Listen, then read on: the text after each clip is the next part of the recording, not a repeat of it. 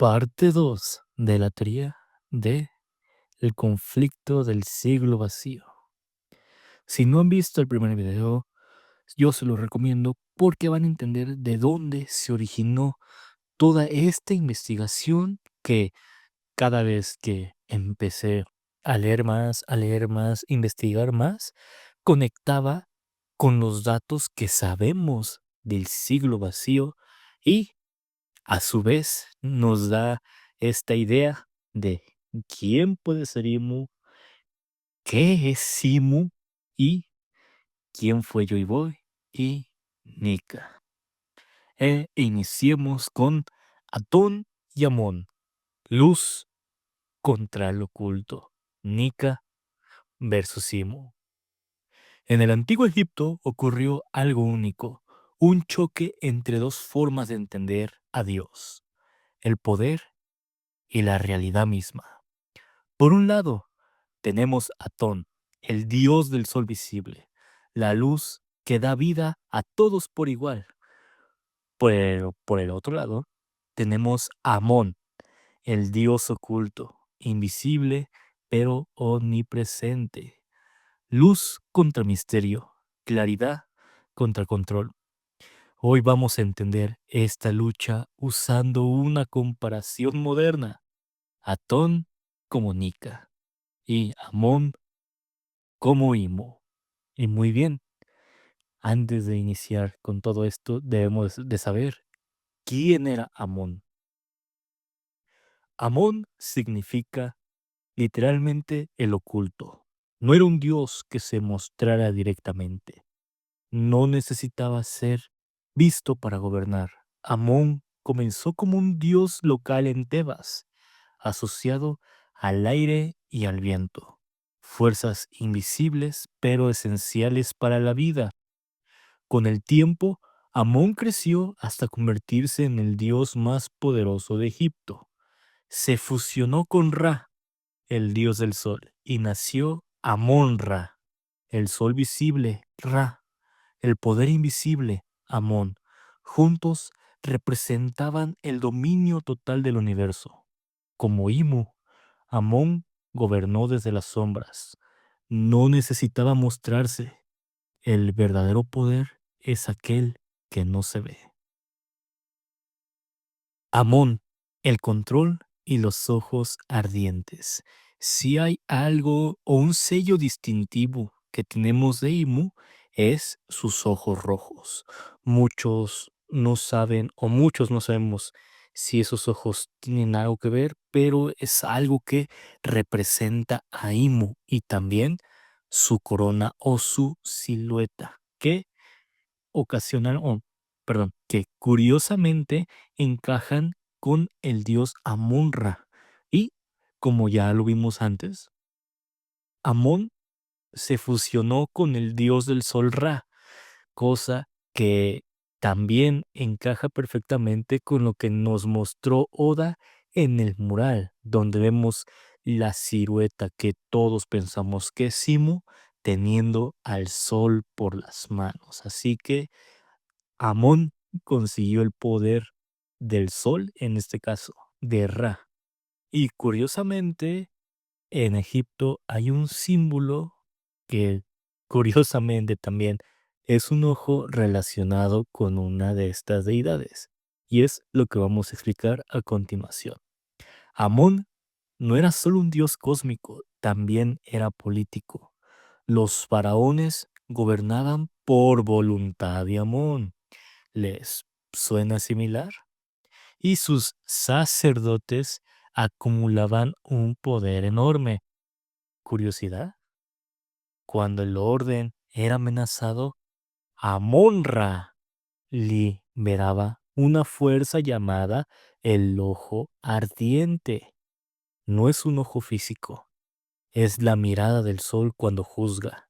Este poder se manifestaba como diosas, como Semet, destrucción, fuego, castigo. Por eso, en interpretaciones simbólicas modernas, los ojos, los ojos rojos representan conciencia total, ira divina, juicio absoluto. Amón con ojos rojos no es histórico, pero sí es simbólicamente coherente. Es Amón dejando de ser oculto y mostrando su castigo. Por otro lado, tenemos al dios Atón, el dios de la luz. Nika. Atón es todo lo contrario a Amón. Atón no tiene forma humana, no tiene rostro, no tiene mitos de guerra. Es simplemente el disco solar.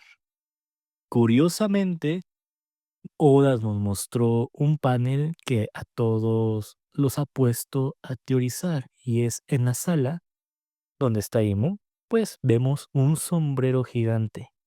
Y también está la teoría de que tal vez ese sol represente de una forma el atardecer, que en este caso puede ser una representación o la forma en la que Oda quiere demostrar al disco solar y tal vez esa sea la importancia del sombrero al final de cuentas. Pero continuando con los datos históricos, Atón es simplemente el disco solar, luz, energía, vida directa. Con el faraón Akenatón, posiblemente o muy posiblemente la inspiración para Joy Boy, o tal vez su nombre venga relacionado con Akenatón. Atón se convierte en el único dios. En el primer video ya les expliqué, Egipto se conoce por ser una civilización que creía en muchos dioses, que era politeísta. Fue hasta que llegó Akenatón y su esposa, la reina Nefertiti, que cambiaron esta ideología y la hicieron monoteísta, creyendo en un dios único, el dios Atón. En este caso, pues sigamos. Atón se convierte en el único dios. No hay secretos, no hay templos oscuros, no hay estatuas escondidas. Sus templos eran abiertos, sin techo, sin sombras. El sol debía entrar directamente. Comunica.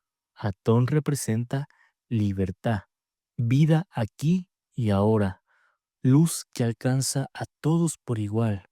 Atón no juzga a los muertos, no amenaza, no castiga, solo da vida.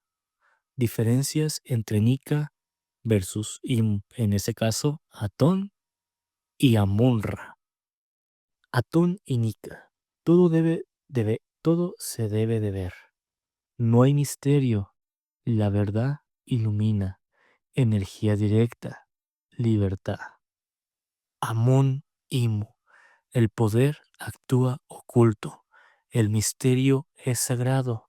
La verdad se controla. Autoridad silenciosa. Orden impuesto. No es solo religión, es una visión del mundo. Pero ya con todo esto, ¿por qué Atón fracasó? La creencia o lo que quiso implementar el faraón Akhenatón y la reina Nefertiti solo duró 20 años. ¿Por qué?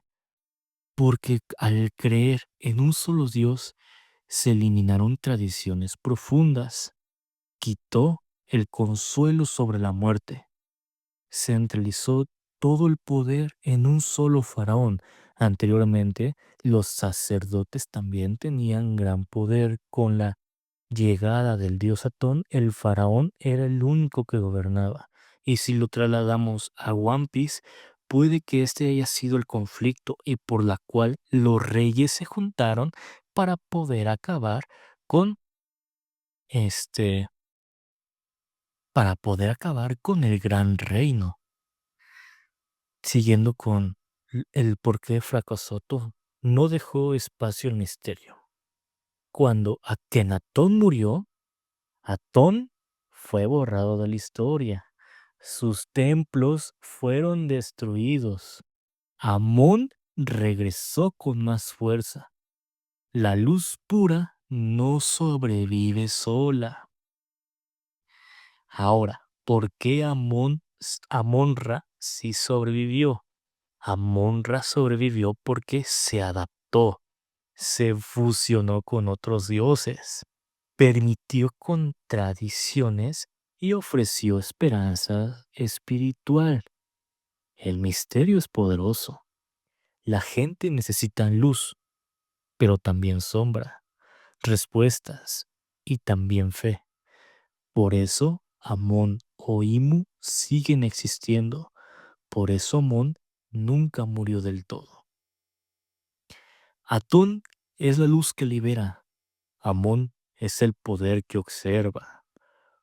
Uno revela todo, el otro controla desde lo invisible.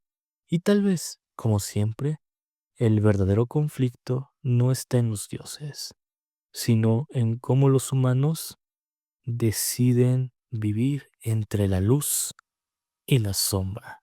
Y esto puede ser la inspiración de Oda para la creación de Nika, el símbolo de Atón, como referencia en One Piece en el sombrero, y el primer conflicto que nos describen los Harley del primer mundo, donde se toma al sol y aparece Nika por primera vez. Entonces, como les vengo diciendo, al empezar a leer más sobre esta revolución de Aramarna, pues no dejo de pensar en One Piece y que muy posiblemente así es como haya pasado ese tiempo que no sabemos, ese siglo que no conocemos.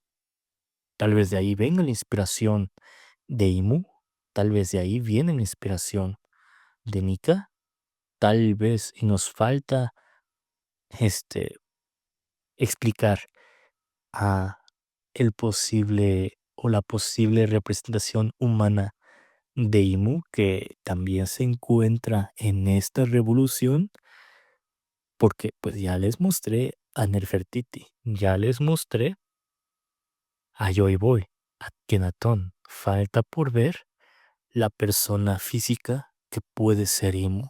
Aunque hay varios personajes históricos que pueden entrar muy bien como Imu en esta parte de la revolución, también puede ser el indicio de los Davy, ya que si algo nos dejó impresionados o con muchas teorías es cuando Rox Dishevek se enfrenta con Imo y le dice que tiene que cumplir la promesa, que David E. Jones era el rey del mundo y puede que esta misma revolución nos dé la idea de quién puede ser o qué importancia tuvo o qué importancia tendrá cuando se nos revele bien la historia del siglo vacío en comparación con la revolución de Aramarna. Si les gustó el video, dejen su like. Gracias por ver el contenido y nos vemos. Chao.